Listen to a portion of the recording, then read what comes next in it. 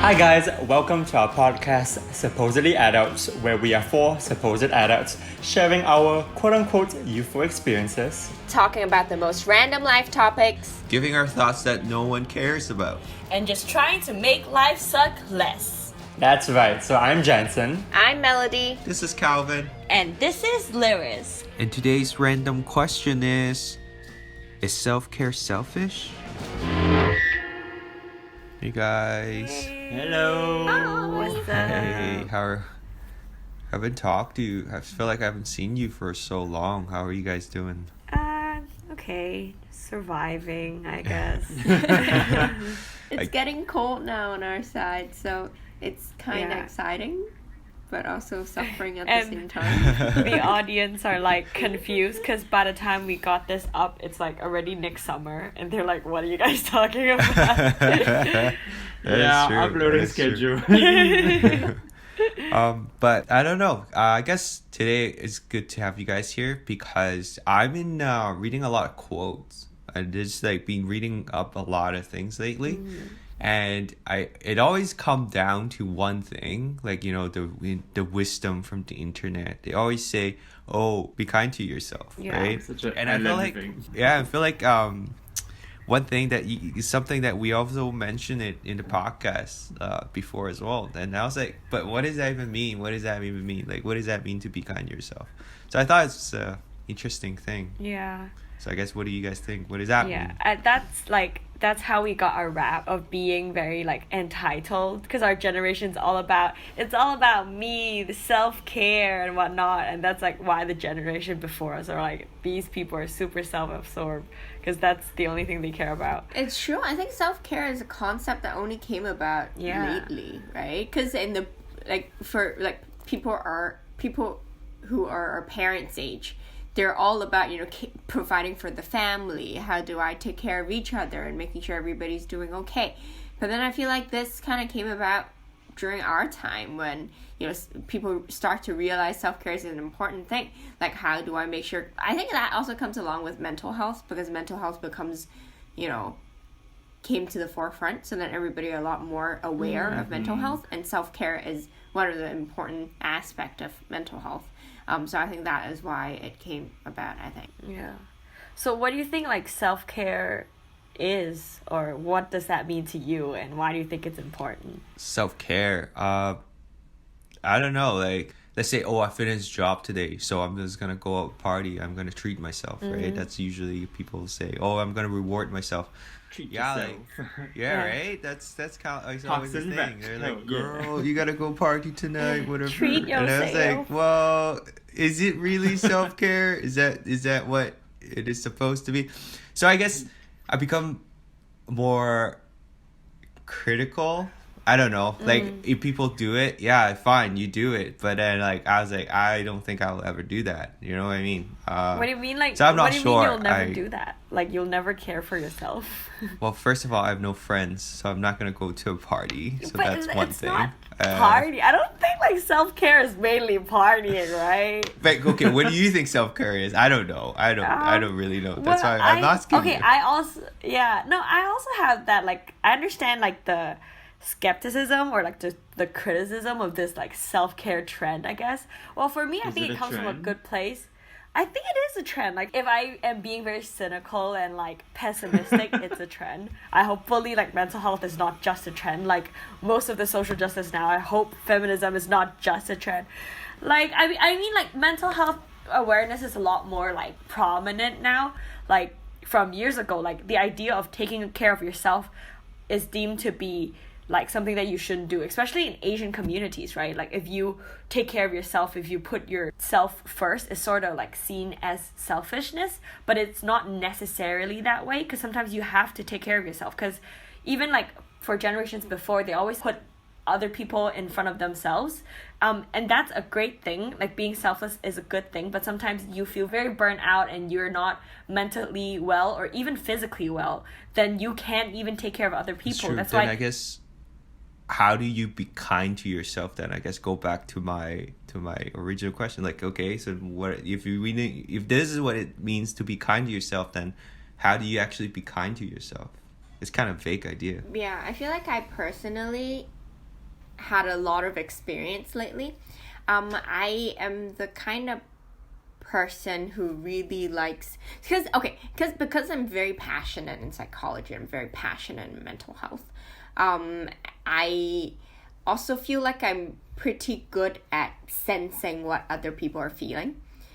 So I always end up being in the role of a listener amongst friends and whatnot.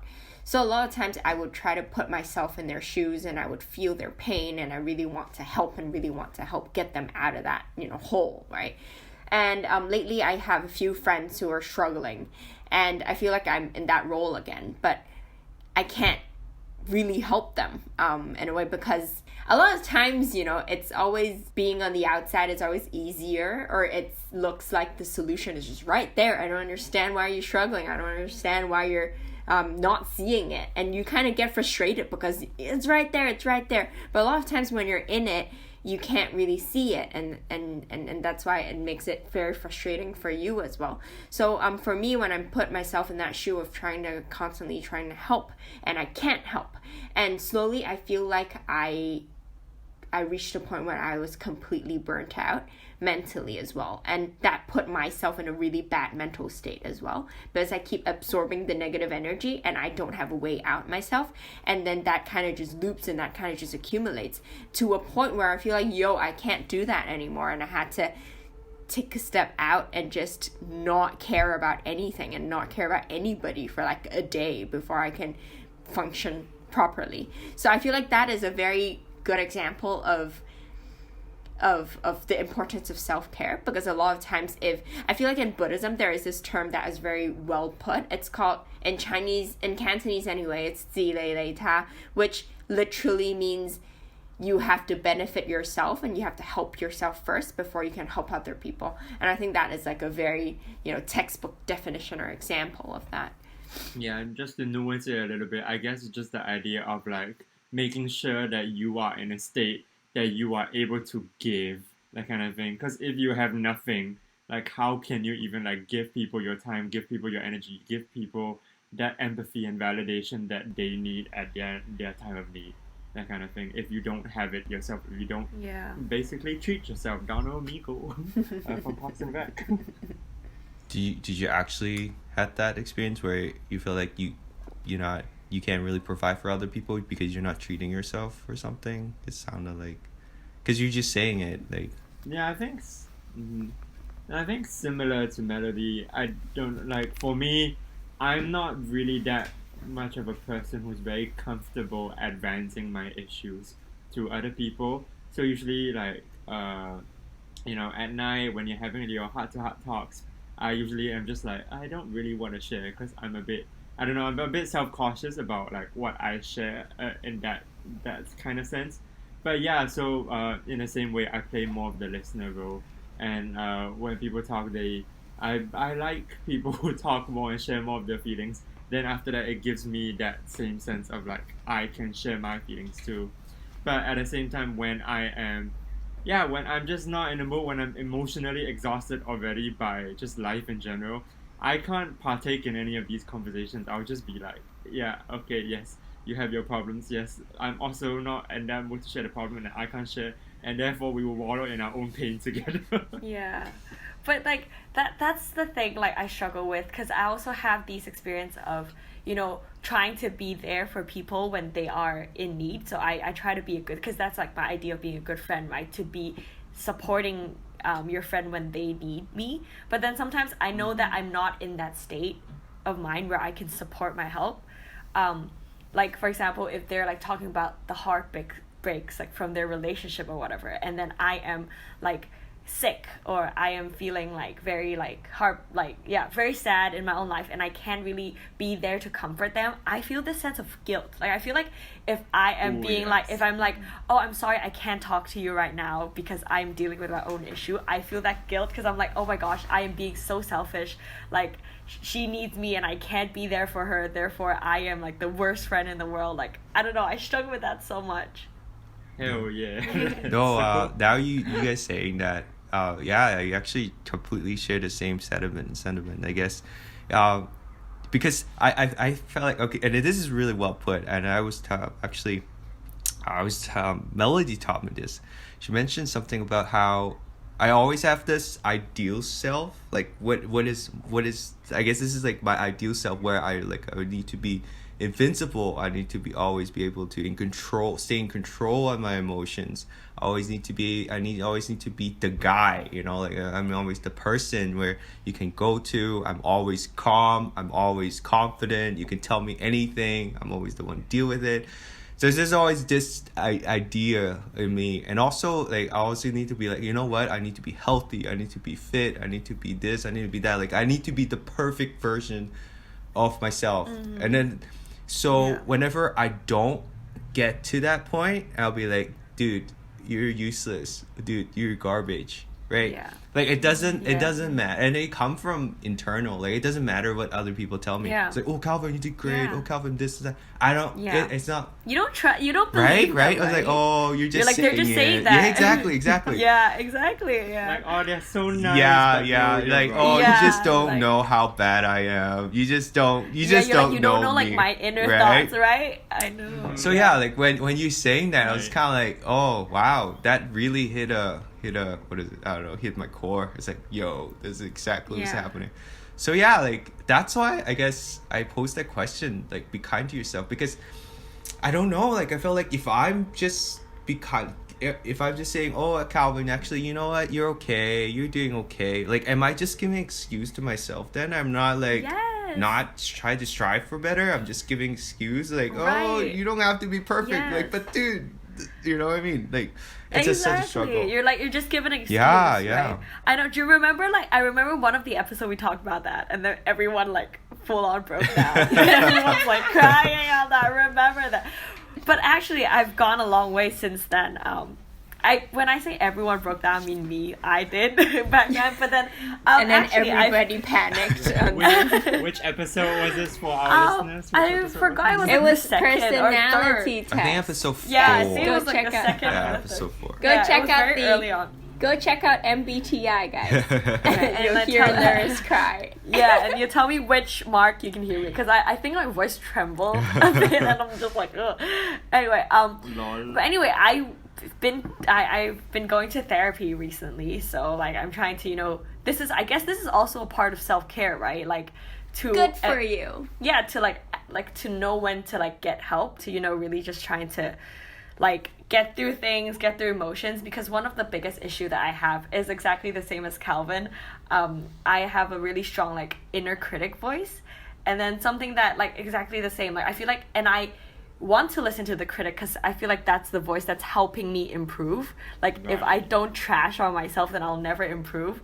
You want to be introspective, yeah. Yeah. So like that's how I like deal with it. But then I did an exercise with my therapist where we tried to isolate the voices in my head, right? So they isolated the inner critic. So we did this whole role play thing, which I hate role play because I feel really weird. Like I have to talk to myself, which I hate, and I talk as my inner critic. So I started with, "Hi Laris, you're trash." Like basically that, like, oh, you are very weak. You're always making excuses for yourself. And then I have to go back to another voice, which is my inner child. So my therapist told me like, oh, how did you feel when you hear this inner critic? And I was like, well, she's basically right. I think my inner critic, I am trash. And she's like, no. Like, if you want to criticize yourself, go back to the critic side. If not, then we'll go to the child. And I realized, like, I cannot talk to myself without the critical voice.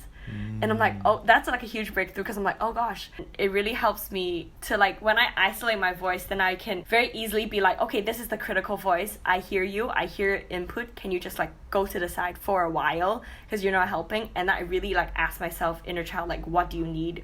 What do you want? But can I ask a question? Like, Yeah. what in terms of like what your inner child needs and whatnot? Is it stuff like, oh, I just really want to binge Netflix and eat ice cream right now? Actually, or what does it sound like? Right. What does it look like? okay, maybe like if there is like a more concrete example, maybe that would be easier. So for example, okay, I've been beating myself up for procrastinating, and my inner critic is just being like, basically like, you're procrastinating, just suck it up and do it. Just do it. You're just not doing it. You're not doing it because you're lazy. Don't talk to me about whatever trauma. Don't talk to me about whatever. And then I still can't do it. And then when I ask my inner child, what do I need? It's just like very simple, like reassurance and support. Like you can imagine, like, right, your mother yelling at you, be like, you have to do it, you have to do it, you have to do it. You'll be like, yo, yelling is not helping me, because you're just screaming and you're making me feel scared, and now I don't want to do it. Instead, you have to change your tone just the way that you would with another person, right? If you see another person, you're yelling at this person and she's like crying more hardly, you'll be like, okay, that's okay, let's just tell me what you need. Like, I understand this is really hard, I get it. We'll just do this one step by step and stuff like that. You just have to guide yourself through like you would guiding a child, and that would actually help a lot better. Like, it's more effective than yelling at yourself. I feel like. I do want to ask Melody, do you have like a same like sort of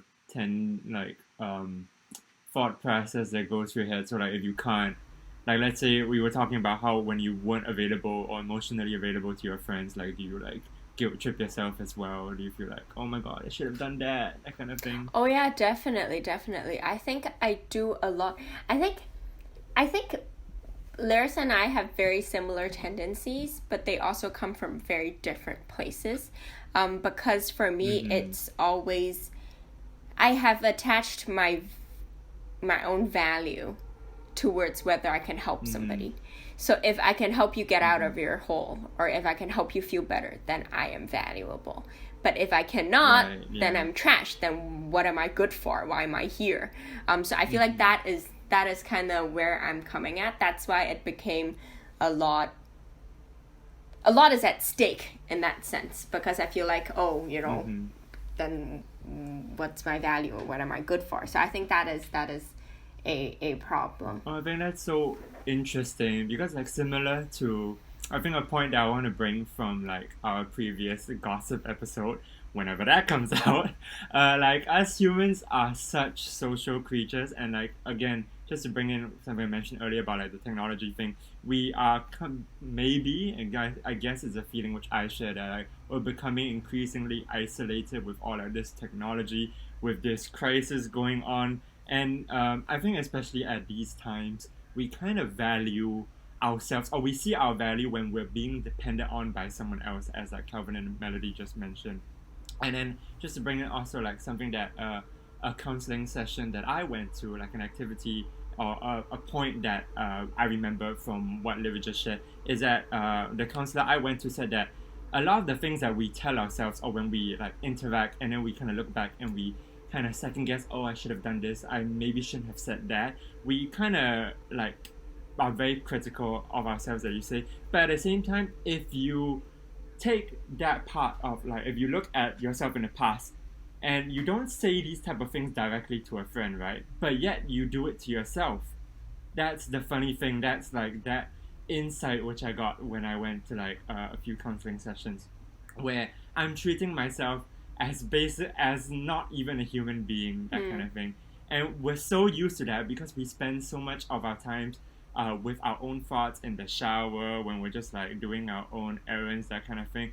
We let ourselves think about, and like for me, I really like hold on to things where I believe that, oh, I said something that's kind of self-destructive because like I was really moody at that moment and I really wanted attention during then, that kind of thing. I really dwell on these things and I really ruminate, and it's kind of bad because sometimes in my head I try to say like, oh, like in that moment, yeah, I was like kind of moody, but at the same time, like my friend was kind of edging me on, so like I try to assign blame, but at the same time, when I don't get to like analyze it properly in my favor, I am just repeating these traumatic moments in my head again and again, and it gets into a worse place. I feel like I went through that a lot previously. Like we just have a tendency to basically solve our own problems and to write a better narrative for ourselves, but we can't, because like I think Melody can talk about like we have something called, and I just learned this thing called like availability bias and confirmation bias.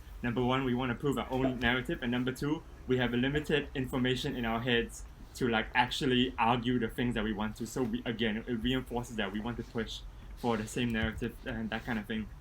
So one way that I use to go back to answer Calvin's question is to really like I kind of look back at, instead of using the things that are already in my head that I keep thinking about, I kind of look back in my head to see how I was like in like the further future, that further past that I've already forgotten about. to kind of see like, oh, this was me in the past. Like, I am not this person right now, and I will not still be that person. Like, I don't want to be too hard on myself, basically.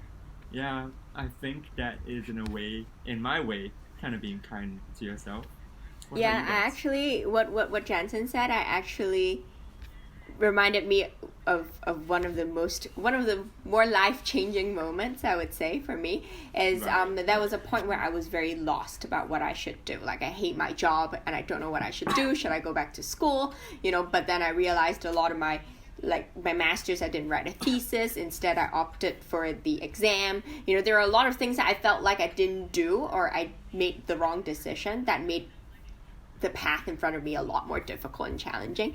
So I actually called up one of my professors for my master's degree, and I talked to him about it. And I was telling him, this is what I want to do, but I'm also not sure. But at the same time, my options are limited because of this. I made this, thinking back, I should have done that. And then he basically called me out, and he was like, Melody, stop. Remember, at any one point in your life, the decision that you made is the best decision that you could make based on the knowledge that you have at that time, the state that you are at the time, and the context that you're in at the time. So you made the best decision for yourself given the context and given the time state and given your own, capacity. So you cannot possibly go back, 5 years ago with what you've learned already this 5 years and then judge that that is not a good decision. So there's no point. So remember that. Right. So I feel like that really, really helped me, because now every time I think back and I try to, whenever I regret something or whenever I feel like I didn't do something right, I just remind myself that that is the best ever decision that I could ever make based on what I have or what information I have, which is very similar to what Jansen said. I agree. I feel like, I guess to me too, it's just because there's so many noises, so many voices also in my head. And I guess the main thing is also like the way I talk to myself could definitely like what Jensen said, what Lyris says. And then I guess lately, I kind of get back to the meditation thing again. And then the thing is, it is really helpful. It's called like a 3 breath exercise. It's just because what happened is, okay, so I did this, it's called Search Inside Yourself workshop, and I highly recommend it to everybody. And again, it was free for me. It was offered by school, through school, so I just kind of took it. Anyways, but what really, yeah, it was interesting. It's called like a mindfulness practice type of thing. And then what it was is but one of the exercises that they did is called like the 3 breath exercise. Essentially, we're saying that how if you're feeling very like, again, like a lot of voices in your head, you feel like very anxious, irritated, whatever, then you just do that 3 breath exercise. And what it does is that, first of all, you just basically, you want to visualize how you taking your breath, and you need to find an anchor point, and you just kind of focus on that one point. So you take a first breath, and then you take a second breath where you try to scan through your body, relaxes all your body parts, whatever. And then third breath, when you're doing that, you just ask yourself, what's important to you today? What is it, right? So when I was doing that, I realized, first of all, like, I don't know, this is like a weird phenomenon where I felt like my mind was just actually settled down, where I'm actually really, really calm, and I'm actually be able to be more in touch with myself. I guess kind of like talking to my inner child, because I'm asking like myself, like, hey, what do you want today? What do you need? What's important to you today? So I realized, like whatever thought that I had, I was like, I need to do this, I need to do that, I need to be perfect, whatever. I was like, no, it doesn't matter. Actually, what's really important to me today is I really want to finish my work, and I really want to watch an episode of a Netflix show. And I was like, that's what I really wanted to do. And I feel like, and then I become more motivated, and I was like, oh yeah, you know what? Now I can do this. Like, I'm more in touch with myself. Like once you settle down, you actually find that, I guess, I don't know, you could call it wisdom. We find that thing that you wanted, and then you just need to really have a calm mind to find yourself again. And I guess that's kind of ties into Buddhism a little bit, because basically what Buddhism is really teaching us all the time is, because there's too many noises in the world and too many thoughts that we have. But how do we have clarity? Is how do we find inner peace? Find that quietness that we have in our mind, and then just search like the true meaning, or like the things that you really want, I guess. it's kind of like that. So it was really interesting. Yeah, and I think for me, how it's related to Buddhism, it's also everything you guys said kept reminding me of the point of Buddhism, because Buddhism essentially it's to provide people with the tool to stay out of pain and stay out of struggle and be able to stay out of sufferings and just be at ease. In Buddhism, we're not in search of happiness, because happiness is also temporary, but what we're looking for is this sense of calmness, this sense of serenity, where you're just at ease, right, with yourself and with life. And I think that is super important. Also, the other thing is being kind to yourself is also compassion. I think compassion is also just the main goal. You have to be compassionate to other people, but it's also important to be compassionate to yourself. So I think that is also super. So Melody, what do you do to basically to avoid rumination, to have compassion for yourself? What do you do for yourself? I think I'm slowly learning to draw boundaries. I'm just slowly reminding myself that a lot of times it's not my responsibility to help everybody. So like social boundaries, that kind of thing? Yes, I think so. I think that would be the takeaway of my month, actually, is that, I cannot help everybody, and I'm not responsible to help everybody. I can be there.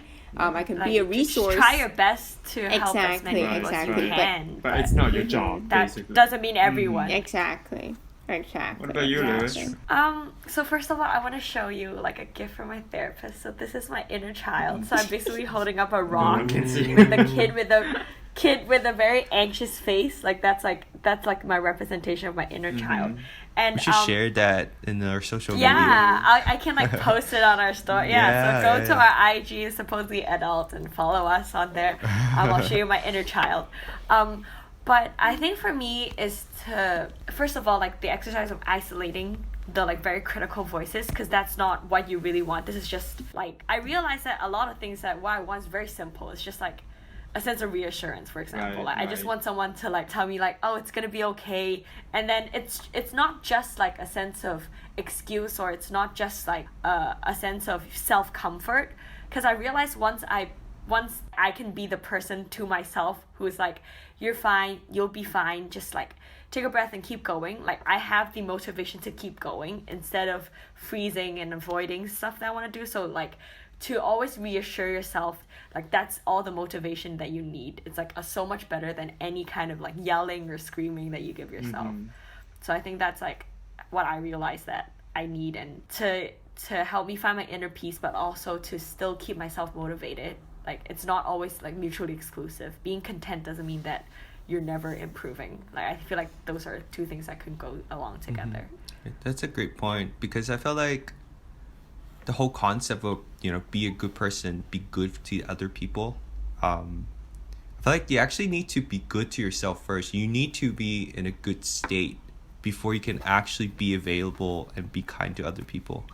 Because I felt like if you yourself is really struggling, right? You can never be the guy, I guess. You can't, just because you can't even deal with it. And maybe in the process of helping other people, you become even more overwhelmed and you become even more affected. So if you yourself don't have clarity, if you don't really have that peace in mind, how are you supposed to help other people? How are you supposed to offer good advice? So I felt like it's actually not selfish to be kind to yourself. It's actually essential to be kind to yourself so that you can actually make you become a better person, to become more available, help other people. So I think that's the more like a stigma that we always have, maybe. It's like, oh, if you just focus on yourself, you're not having time focus on other people. It's like, no, I'm focusing on myself so that I can be more effective when I'm helping other people. Right. You know what I mean? So that's kind of like something that I kind of just realized it's really interesting. So What about you, Jansen? What's your takeaway? As in, what are you gonna do as in, today? how do I like take care of myself or like eliminate these self-doubts? Well, since you asked, as the great, I will stop it. So as the great Jenna Marbles of the internet has once said, everyone needs me time.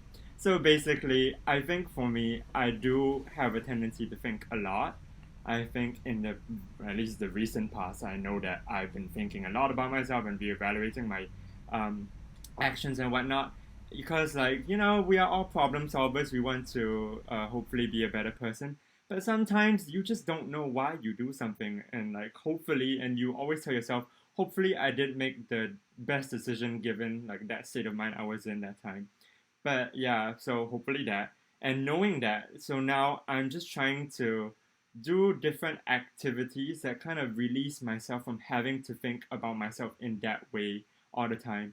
So it's really more about being a bit more comfortable with like the silences I give myself. So I think from Jenna Marbles, I used to watch her a lot, not knowing why. And then she always keeps talking about me time, me time. I have no idea what it was. Just when I was younger, I didn't know. Like, I enjoyed watching her, but like, what is this me time? And now I know it's so important because like you just really need a downtime in order to kind of spread that joy. And it's kind of also interesting because her me time is giving so much happiness to like millions of people that watch her, including myself. So like from her, I think a recent activity that gave me so much joy, or maybe not joy but calmness, as Melody mentioned, is like I started to grow a lot of plants. So I bought a plant, like it was really inspired by Jenna Marble. So like I bought a snake plant, and then now if people can see it, you guys can't see it right now as well, but I've been like sharing on my Insta story. I'm basically a plant dad. I have like different herbs on like my desk. I bought a grow lamp, and every day when I wake up, it's just nice that I'm channeling my energy and strength to giving these plants lives, like life. I want to care. Like it's basically giving out loves and hoping that it will spread. That kind of thing. It's really, I don't know. It's really therapeutic. I sound like such a dad right now, but it really just made the whole term for me so much more enjoyable to wake up and to give energy, like say good morning to all my plants. Woo. In a way, it's perfect kid. They don't talk back. They do whatever you tell them to do. It's Yeah, perfect. and most of them are herbs, so like I use them to make tea for my mint. For basil, I use them to marinate my chicken. This is genius. So you amazing. ate your own kid. So you're No, saying you eat they're gonna grow. It's basically, like how you cut hair It's off, like cutting off your hair, correct, exactly. and then Okay. making a Using the wig, hair. that kind of thing. That's What? No. Hey, What kind You know of what? No, my no. sister keep No, her wait, shit there in is- This is hers? weird, it's Oh like- my god. all of the drag queens that you worship. You know where they get their hair from? The Russians who cut their hair. Okay. Yeah, their own hair, but not the hair of their Okay, that's It's kids. like- different. What? That's- No. I didn't say Dude, that.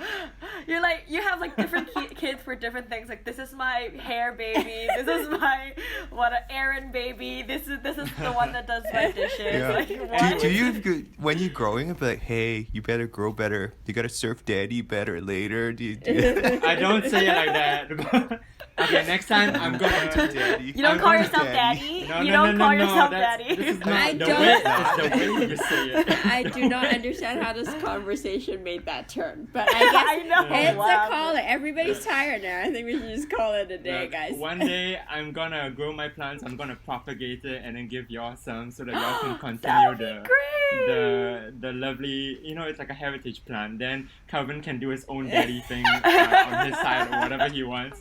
And like for me, like it inspired. Because once I did it and I post on Instagram, it inspired so many people to like get plants. At least I like to think I'm an inspiration. But one of the things I know is that I inspired my mom to buy her own grow lamp, and then after that, yeah, basically it's just like now we can gush over plants together. That's so I'm cute. such a grandma. That is so cute.